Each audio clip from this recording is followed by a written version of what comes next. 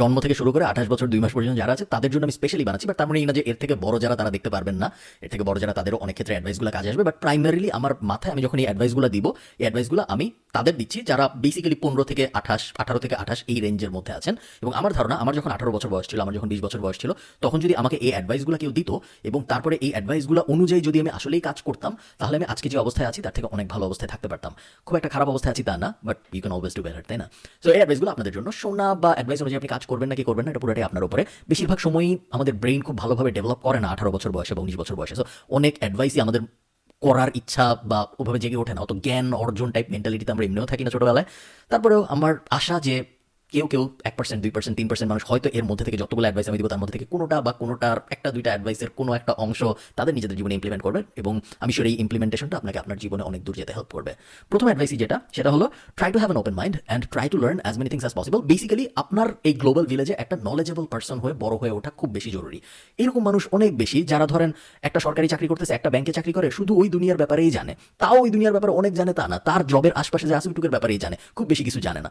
এমন অনেক মানুষ আছে দেখবেন ব্যাংকে চাকরি করে, কিন্তু আপনি যখন তাকে যে বলবেন আমরা কেন আরো টাকা ছাপাই না, তখন ইনফ্লেশনের কাহিনী কি এটা সে আপনাকে বুঝায় বলতে পারবে না, কিন্তু এটা কিন্তু তার ইন্ডাস্ট্রি। তো সে তার ইন্ডাস্ট্রির ভেতরেই জানে না। সেই সেম মানুষকে আপনি যদি যা বলেন যে ইরানের সাথে আমেরিকার সমস্যাটা কি, কনফ্লিক্টটা কি, বা চায়না কেন গ্লোবাল পাওয়ার হয়ে যাচ্ছে, বা আমেরিকান পলিটিক্সে কি হচ্ছে, বা স্পেসে কি হচ্ছে, স্পেস ফোর্স নিয়ে কি কাজকর্ম হচ্ছে, ওগুলোর ব্যাপারে সে হয়তো জানবে না, এটাই স্বাভাবিক যখন সে তার নিজের ইন্ডাস্ট্রির ব্যাপারেই জানে না। আমি চাই আপনি যত বেশি ইন্ডাস্ট্রির ব্যাপারে জানা যায়, যত বেশি দুনিয়া সম্পর্কে জানা যায়, জানার চেষ্টা করুন। কখনো ভাববেন না যে আমি একটা ব্যাপারে এক্সপার্ট হবো, এই কারণে আমার শুধু ওই ব্যাপারেই জানতে হবে, অন্য কোনো ব্যাপারে জানতে হবে না।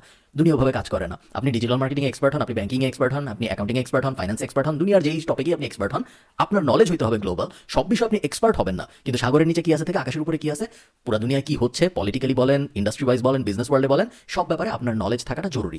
সব ব্যাপারে আপনি এক্সপার্ট হবেন না, আবারও বলি, কিন্তু সব ব্যাপারে আপনার ওয়ার্কিং নলেজ থাকা উচিত, যেন আপনি আরেকজনের সাথে সেই দুনিয়ার যেই প্রান্তের যেই হোক তার সাথে আপনি 90% ব্যাপারে কমিউনিকেট করতে পারেন। ঠিক আছে? এই ব্যাপারটা খুব বেশি জরুরি, এই ব্যাপারটা খুব বেশি মানুষের মধ্যে নাই। এবং এই একটা স্কিল আপনি যদি এই ভিডিও থেকে আর কিছু নাও নেন, এই একটা ব্যাপার যদি আপনি নেন এবং ওই অনুযায়ী যদি আপনি আস্তে আস্তে নিজের মাইন্ডকে ওপেন করে কাজ করা শুরু করেন, আপনি অনেক দূর আগে যাবেন অন্য অনেকের থেকে, এটা আমি আপনাকে গ্যারান্টি দিয়ে বলতে পারি। সেকেন্ডটা হলো try to pay staff using your own মানি। নিজের টাকা খরচ করে জিনিসপত্র কেনা এখনো আমাদের ভাষায় বলতেছে আমাদের দেশে পপুলার ব্যাপার না। আমরা কেন জানি বাপ মার টাকা খরচ করি, আমাদের বয়স 22, 23, 24 হয়ে যায়, তারপরে আমরা বাপ মার টাকা খরচ করতে থাকি, 25, 26 হয়ে যায়, আমরা ইউনিভার্সিটিতে উঠে যাই, তারপরে আমরা বাপ মার টাকা খরচ করতে থাকি।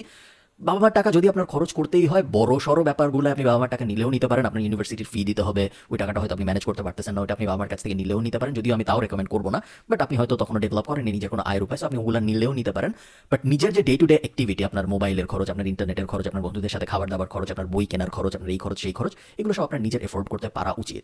এফোর্ড করতে পারার জন্য কি করা যেতে পারে? অনেক কিছু করা যেতে পারে। আপনি জানেন সেই পুরান আমলের আয়ের মেথড, টিউশনি থেকে শুরু করে হাল আমলের ইউটিউব ভিডিও বানানো বা ফেসবুক ভিডিও রেকর্ড করা থেকে মাঝখানে ফ্রিল্যান্সিং, হাবিজাবি ওয়ার্ক, বিজনেস হাবি, অনেক টাকা আয়ের উপায়ের কোনো শেষ নাই। টাকা আয়ের কি কি উপায় আছে ওটা আজকের ভিডিওর উদ্দেশ্য না, এই বিষয়ক ভিডিও আছে আমার, আপনারা জানেন, আপনারা এগুলো ঘেটে দেখতে পারেন। নিজের টাকা খরচ যত আর্লি করা যায় করতে পারার সুবিধাটা হলো, যত আর্লি আপনি নিজের টাকা খরচ করা শুরু করবেন, তত আর্লি আপনি টাকার ভ্যালু বুঝতে পারবেন। এবং যখন আপনি আস্তে আস্তে টাকার ভ্যালু বুঝতে পারবেন, তখন আপনি মিতব্যয়ী হবেন, তখন আপনার মানি ম্যানেজমেন্ট স্কিল ভালো হবে, তখন আপনার সেভিংস রেশিও বাড়বে, এবং ইভেনচুয়ালি যখন আপনি এমন একটা স্টেজে যাবেন যখন আপনি ইনভেস্ট করতে পারবেন, তখন আপনার ওই ইনভেস্ট করার এবিলিটিটা সাধারণ আপনার বন্ধু বান্ধবদের থেকে অনেক বেশি থাকবে, তার কারণ আপনার সেভিংস ভালো এবং আপনার মানি রিলেটেড সব স্কিলস ভালো। এগেইন এই নলেজটা এখন আপনার মনে হতে পারে আমার এখন আসেই হয়তো 50,000 টাকা ব্যাংকে বা 20,000 টাকা ব্যাংকে, এই নলেজ দিয়ে আমি এখন কি করবো? আপনার যদি 20 টাকাও থাকে, ওই 20 টাকাও যদি আপনি আস্তে আস্তে ভালোভাবে ম্যানেজ করা শিখতে পারেন, এই 20 টাকার ম্যানেজমেন্ট স্কিলটা আপনাকে অনেক দূরে নিয়ে যাবে।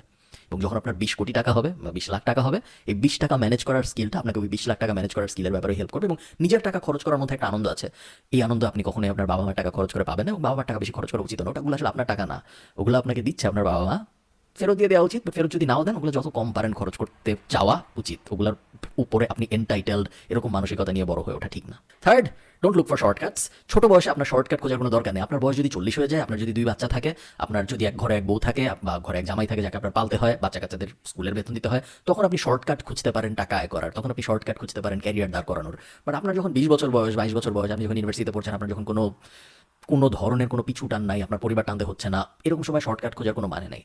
একটা জিনিস শিখতে হয়তো 1 বছর লাগবে, আরেকটা জিনিস শিখতে হয়তো 2 মাস লাগবে, কিন্তু যেটা শিখতে 1 বছর লাগবে, ওটা শিখলে হয়তো আপনার বেনিফিট বেশি হবে লং রানে। তখন আপনার এই বয়সে কোনোভাবেই ওই 2 মাসেরটার পেছনে যাওয়ার কোনো দরকার নেই। আপনার হাতে 1 বছর সময় আছে, 1 বছর ধরে শেখার পরে যদি কোনো কিছু নাও হয়, তাও আপনার কাছে আরো 5 বছর আছে 5টা নতুন জিনিস শেখার জন্য। সো কোনোভাবেই শর্টকাটের পেছনে যাওয়ার দরকার নেই। এই ব্যাপারটা ইনহেরেন্টলি আমরা সবাই জানি যে শর্টকাটের পেছনে ছোটা ভালো না, তারপরেও কেন জানি আমরা লোভের কারণে বা আমাদের মেন্টালিটির কারণে শর্টকাটের পেছনেই বারবার চলে যেতে যাই। ছোট বয়সে শর্টকাটের পেছনে যাওয়ার আমাদের কোনো দরকার নেই। ইভেনচুয়ালি শর্টকাটের পেছনে যদি যাইতেই হয় আমরা যেতে পারবো ভবিষ্যৎ জীবনে, বাট এখন আমাদের শর্টকাটের পেছনে যাওয়ার কোনোই দরকার নেই।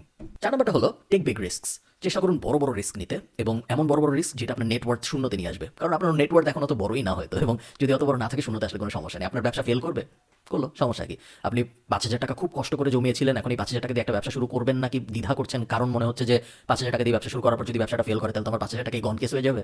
যাক, কোনো সমস্যা নেই। আপনার বয়স মাত্র 20, আপনার বয়স মাত্র 22, 5,000 টাকা আপনার আয় করার আরও অনেক সময় আসবে জীবনে, কিন্তু এই রিস্ক নেওয়ার অ্যাবিলিটি আপনার বাকি জীবন থাকবে না। যত বয়স বাড়বে তত রিস্ক নেওয়ার অ্যাবিলিটি কমতে থাকবে। ইনভার্স রিলেশনশিপ, রিস্ক ভার্সেস বয়সের। তো আপনার বয়স যত বাড়বে আপনি তত রিস্ক নিতে পারবেন না। এখন যত পারবেন, এখন টাকা নিয়ে চিন্তা করার দরকার নেই, এখন সময় নিয়ে হতে চিন্তা করার দরকার নেই।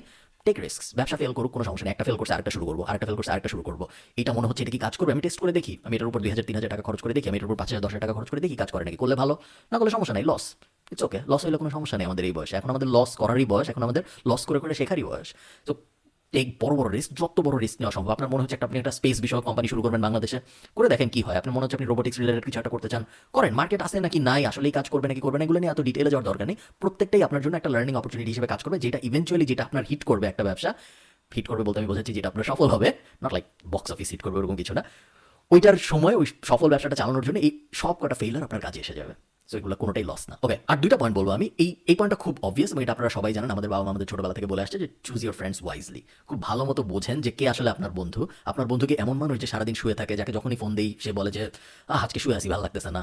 নাকি আপনার ফ্রেন্ড এমন মানুষ যে আপনাকে বলে যে চল একটা ব্যবসা শুরু করি, চল একটা ইউটিউব চ্যানেল শুরু করি, চল আমরা নতুন কিছু একটা শুরু করি, বা ইলন মাস্ক এটা শুরু করছে, এটা নিয়ে তোর মতামত কি, এই ধরনের কথা জিজ্ঞেস করছে। আপনার বন্ধু আসলে কিরকম?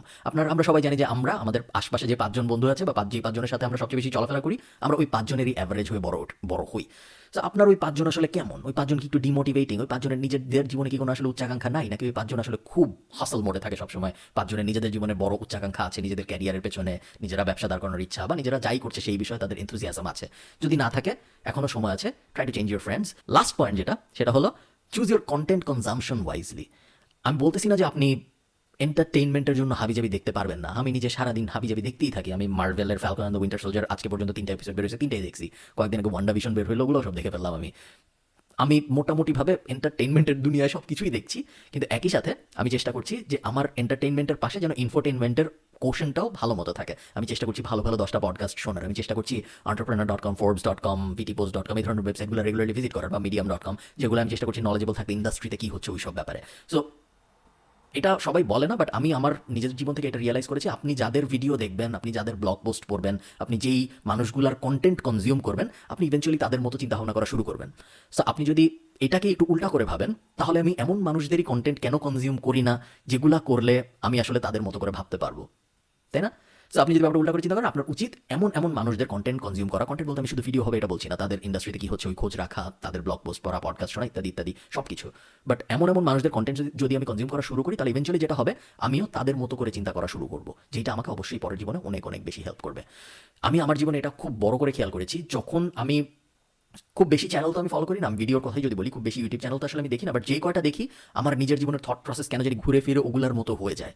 আমি যেই লোকটার কাছ থেকে বিজনেস অ্যাডভাইস নেই, আমি আস্তে আস্তে দেখা যায় তার মতো করে ব্যবসা নিয়ে চিন্তা করা শুরু করি। আমি যে লোকটার কাছ থেকে মার্ভেলের নতুন ফোন সিরিজ আসছে এই বিষয়ে জ্ঞান নেই, নিউ রকস্টার আমার খুব ফেভারিট চ্যানেল, আমি আস্তে আস্তে ওদের মতো করে, ওরা যেভাবে অ্যানালাইসিস করে একটা কমিক বুক, আমি আস্তে আস্তে ওইভাবে অ্যানালাইসিস করা শুরু করি। আপনি যার কন্টেন্ট কনজিউম করবেন, আপনি আস্তে আস্তে তার মতো হয়ে যাবেন। সো এটাকে আমরা রিভার্স করে নিজেদের অ্যাডভান্টেজ হিসেবে ইউজ করতে পারি। আমরা তাদের কন্টেন্টই তাহলে কনজিউম করা শুরু করি যাদের মতো আমরা হইতে চাই। এই অ্যাডভাইসগুলো আপনাকে অবশ্যই সব কটা অ্যাডভাইস না হলেও আপনি যে কটা পিক করতে পারেন, করলে আপনাকে অবশ্যই অন্যান্য 90% মানুষের থেকে এগিয়ে যেতে অনেক বেশি হেল্প করবে বলে আমি বিশ্বাস করি। সো এই তো, ভালো থাকেন সবাই, সবার সাথে দেখা হবে পরের ভিডিওতে। আর এই ভিডিওটা ভালো লাগলে নিচে একটা লাইক দিতে পারেন। ভালো থাকেন সবাই, টাটা।